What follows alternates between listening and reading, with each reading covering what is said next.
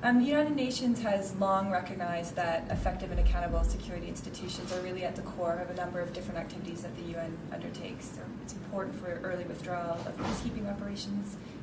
Effective SSR is essential for early recovery, and most importantly, effective SSR is at the core of sustainable peace building and longer-term development. Member states have long recognized this, as has the UN itself. There has also recently been an acknowledgement, though, that despite the fact that SSR really is at the core of many of the UN's activities and sustainable peace building and many of the contexts where the UN is active, the UN has a very limited capacity to actually deliver on the SSR-related activities it's being mandated to undertake. Often, despite the fact that we've been engaged in SSR-related activities for decades, our support to national authorities in this area has been very ad hoc. So as a result of this combination of factors, member states asked the UN system to produce a report or a framework. It's the Secretary General's report on SSR to really outline a holistic and coherent UN approach to security sector reform that would serve as our basis or a framework for moving forward in this area.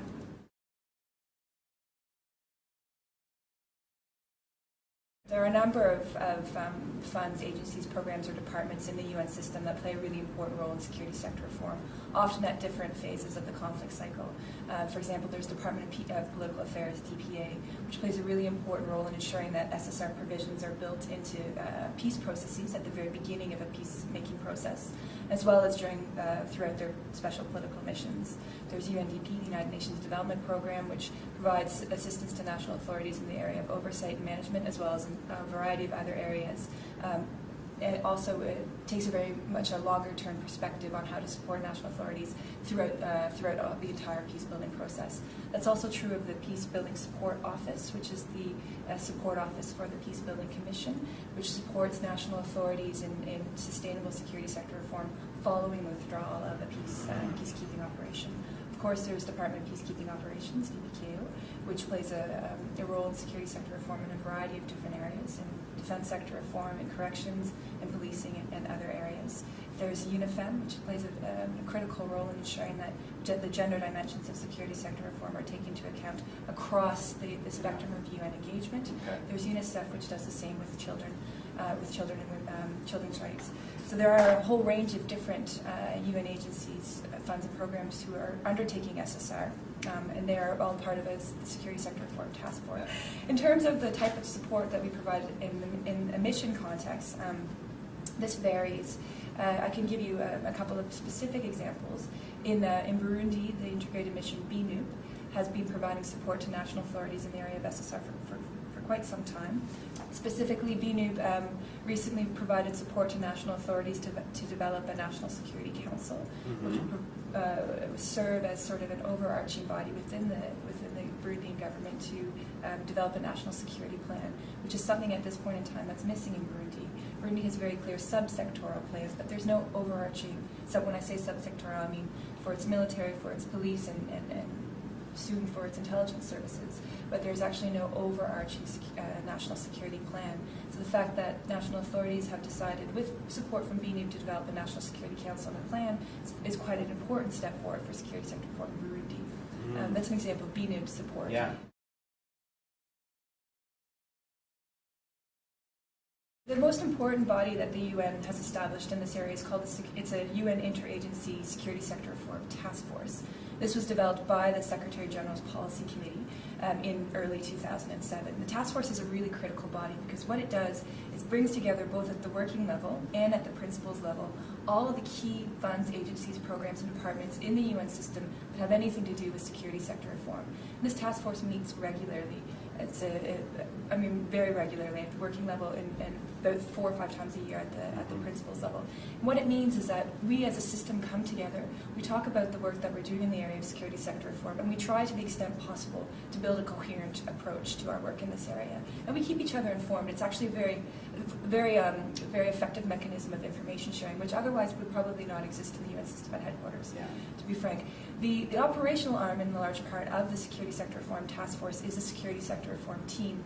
And I'm a member of that team. There's 5 professionals in that team. We're headed by Dr. Adi Abel. who's our chief. We're located in the Office of Rule of Law and Security Institutions under Assistant Secretary General Dmitry Titov. That team is, while it's located in Orolzi, in DBKO, we actually very much serve the entire UN system, despite the fact that we're hosted by DBKO. Within that team, there are very specific sets of expertise. I mean, this was crafted, an architecture that crafted in response to the needs that had been identified by member states and other elements of the UN system in the area of security sector reform. We have, for example, specific expertise in defense sector reform through a seconded military officer from Uruguay. We have expertise in coordination. We have expertise in civil administration, expertise in policy and research. So we're really trying to broaden our capacity to support not only UN actors, but also member states in this emerging area. For us, it's important to remember that member states requested that the Secretary General produce a report on security sector reform, and part of the reason that was so important was because how to define security sector reform. But in the meantime, we have developed these working definitions. Yeah. So you have a definition of security, we have a definition of security sector reform. We've outlined the objectives of security sector reform. We've looked at the fundamental principles that support our particular position on our role in security sector reform, and there are 10 of those. And we look at the potential normative and operational roles that the UN can play in security sector reform on the basis of lessons that we've learned from our experiences elsewhere. One other really key element of that report is the importance that the UN system attaches to building workable partnerships with a variety of different member states and their organizations.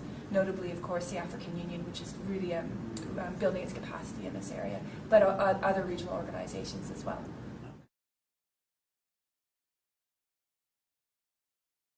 In most contexts, our role in the area of security sector reform is modest, and that the bulk of support will come from member states and their organizations.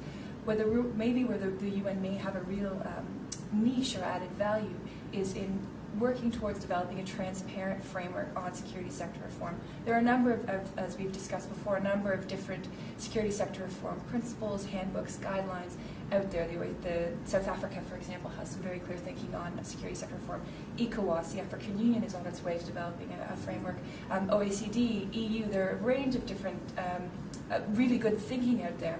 But the UN's value added here maybe is we have universal membership. We have buy-in from, ultimately our approach to security sector reform is going to reflect the priorities of a range of different member states. It's going to be a transparent framework. I think we're in a very good leadership position to develop norms and standards in this area that really reflect a whole variety of different priorities. And that's where I think our value added is. It's at the political strategic level, it's at developing norms and standards, and ultimately this will position us better to support national authorities in this area.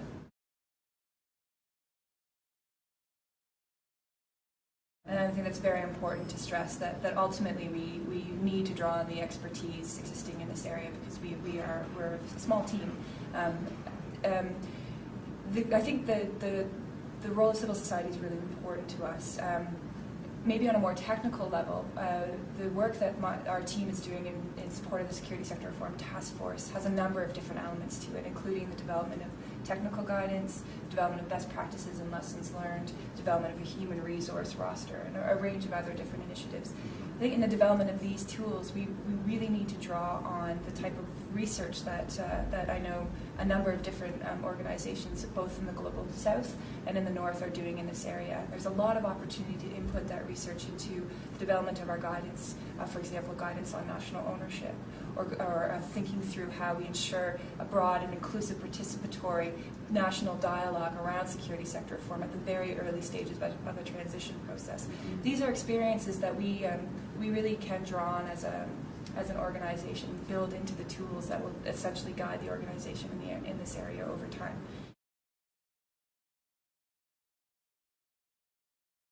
This is a key tool for us as well. We've found over time that we are receiving a whole range of requests for security sector reform expertise, both from national authorities, just to help with various elements of the security sector reform programming, or from our field missions. And what we haven't been able to do in the past is consistently and coherent and consistently provide that expertise. So what we're doing is developing a senior SSR roster which will be comprised of about, we're hoping about 50 vetted SSR experts in about 21 different areas of SSR expertise. These rosters will be on call for short-term, timely deployments to support national authorities or field missions in specific areas of SSR. And that roster is, if all goes as planned, will be developed by January, or I should say early 2009. We've already asked member states to give us SSR experts. We're working with ISAT. We'll be working to ensure that there's not a duplication of other rosters that are existing out there at the bilateral and multilateral level.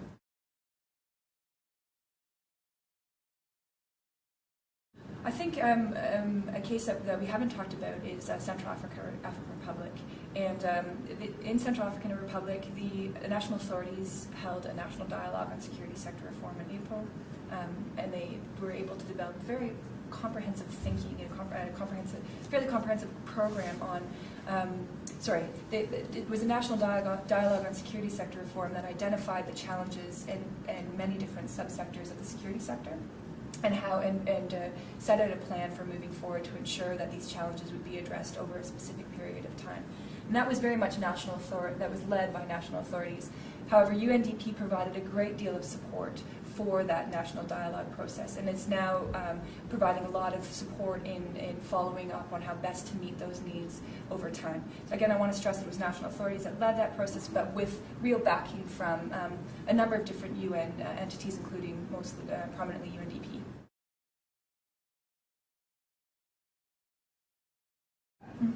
That's an excellent question, and this is a critical issue for the UN system. How do we ensure that these processes are nationally led and nationally owned? It's very much at the core of what we're doing. I wanted to stress again that I think our view is that member states and their organizations will really continue to provide the majority of support in the area of security sector reform. Where the UN may be uniquely positioned is working with national authorities to help facilitate the national visioning process around security sector reform. So helping to facilitate some of the bigger overarching elements of comprehensive security sector reform: a needs assessment, a threat assessment, strategic planning, a national security policy, and a program for implementation. We can provide the brain power, we can provide the technical expertise in that area. Ultimately, it's national authorities who will provide us with the vision, but we can work together as partners in setting out a sustainable plan for security sector reform.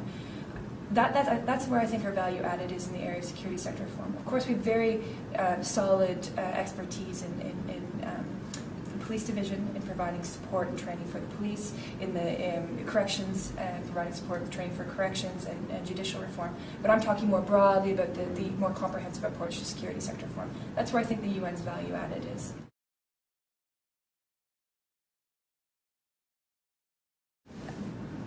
I think in 10 years' time, ultimately I think the UN will have developed internationally accepted norms and standards in the area of security sector reform.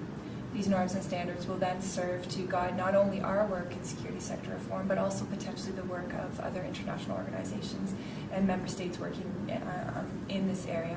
I'll add to that. So I see this sort of broader overarching contribution that the UN can make to a transit framework, one that is not conceived as being donor-driven, one that is not sort of regionally specific, but rather one that really addresses the needs of all of our membership. I think that would be, if we could do that over the next few years, we'd be very well positioned to, I think, really support national authorities in this area. But I also see the UN having a much clearer understanding of what security sector reform means, which means that when we are mandated to undertake security sector